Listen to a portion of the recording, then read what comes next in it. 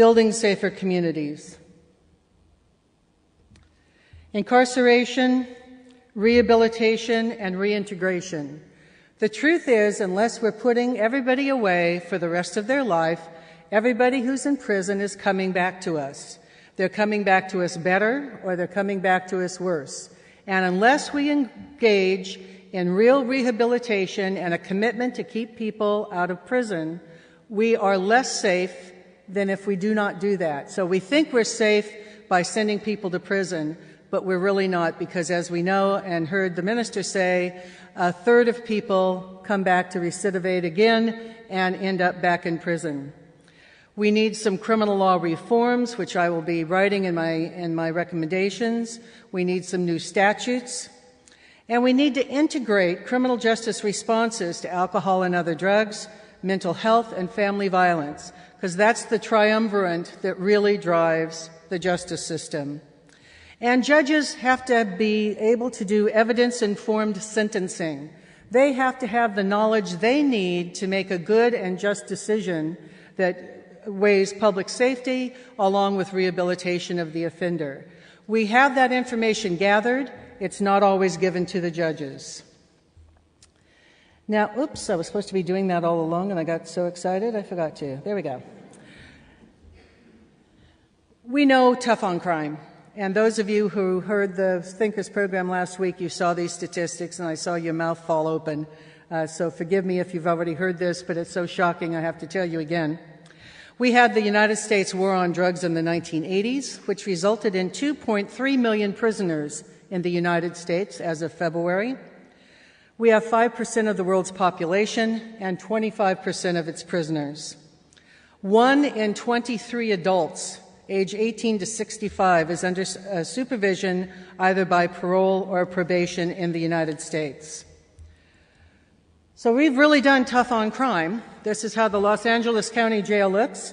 People are triple bunked. They're in a gymnasium. They do not have a cell. And just the conditions are such that it makes it horribly unsafe for the people who work in the prison. And there is an order now by the federal government, by a federal judge, ordering the release of 40,000 prisoners in my state of California because of these kinds of conditions. Also know that Los Angeles County Jail is the largest mental health institution in the United States, where on any given day, 3,000 people with a diagnosed mental illness are inside. Some of you have heard me say this before, but it's such a great phrase, I have to repeat it. We need to punish the ones that we're afraid of and treat the ones we're just mad at. What that means is nonviolent prisoners, other people who can do well with rehabilitation, need to get it. And we need to put away the people who are never going to be able to return to us and who need to be punished and have done horrible things to hurt other people. I'm not a person who says nobody should go to jail. That's not where I come from. I'm saying let's put the ones in jail, the ones who scare the heck out of us and can't behave themselves. But the other ones, let's look at the price. One person for 1 year in a South Australian prison cost $82,000. We could send them to Harvard and do better. In the United States, we've done analyses of substance abuse treatment and its efficacy, and we know that if you spend $1 in treatment, it saves $12 in other costs. That goes up to $17 if you include medical costs. So what's an example of smart on crime? Something you did here very long ago in South Australia. You have the second oldest drug treatment court in the country. In South Australia, 66% of men and 86% of women test positive for a drug other than alcohol if they're arrested in Adelaide. The thing is that people usually think, well, drug treatment court, okay, those are for the first-time offenders and, we don't want anybody too addicted. Just the opposite is true. Where drug treatment courts do the best job is with high-risk offenders, and you can reduce their recidivism by about 35%. Second approach. Oops. Well, that happened today, and I redid all that, and now it's happening again. So it may happen another time. We just have to roll with these things. I'm calling for judicial leadership for effective case management. Trial court delay reduction has to become a priority. We need reforms in civil law just as we do in criminal law.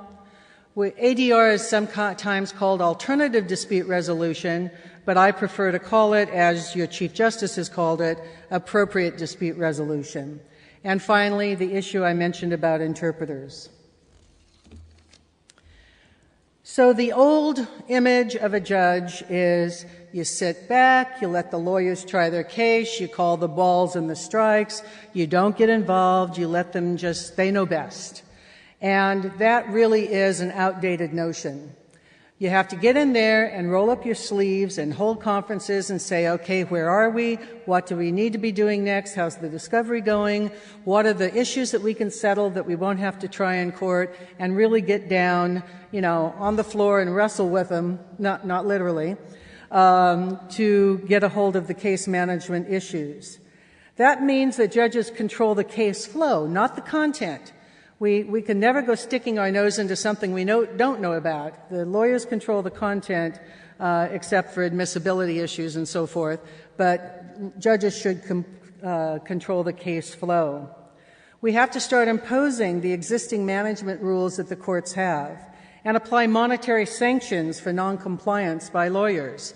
Nothing will get their attention faster than slapping a $500 discovery sanction on them if they haven't done what they're supposed to do. And all of a sudden, everybody starts following the rules. Amazing.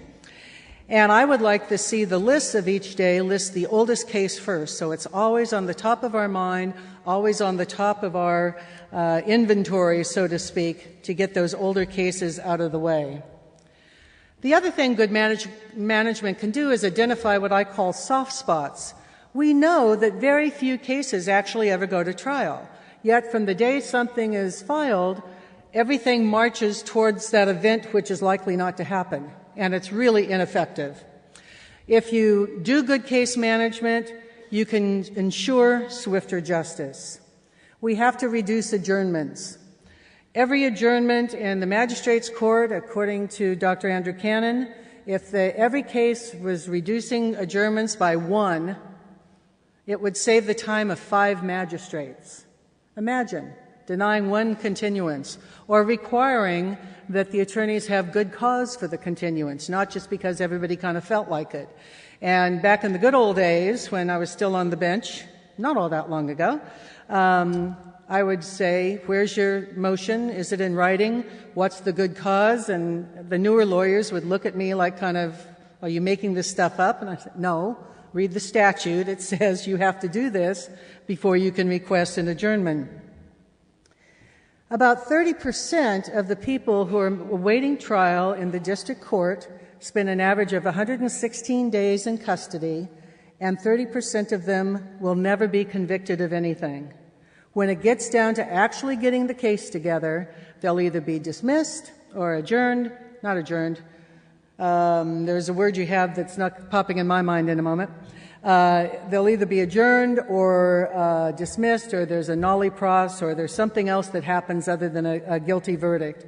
And if we reduce that and we're able to identify the cases earlier that were never going anywhere, that would save $2.7 million a year.